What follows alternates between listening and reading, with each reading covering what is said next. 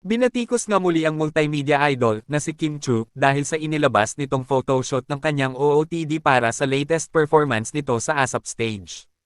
May iilang netizens nga ang nahumaling sa angking kagandahan at kaseksihan ni Kimi.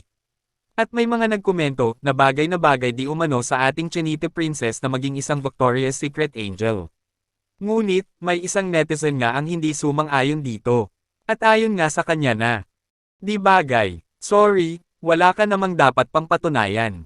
Dagdag pa nga niya dito na hirap mag-angle yung cameraman sa kanya kasi parang butiki. Kaya naman, agad ngang ipinagtanggol ng ibang netizens, lalong-lalo na ba ng mga solid Kim Chu at Kim Pao fans si Kimi. She can do whatever she wants. At kung wala kang sasabihing maganda, wag na lang magkuda. Di naman hiningi, kasi di kailangan. People like you are why others prefer time with animals. Inggit ka lang. Kasi, di kaya ng idol mo. Di kasi kaya ng idol mo. Kaya sobrang inggit mo. Yan ang body na most envied nowadays.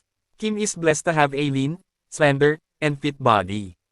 Her Barbie arms, sexy collarbones, and long perfectly shaped legs are to die for. Haters gonna hate talaga.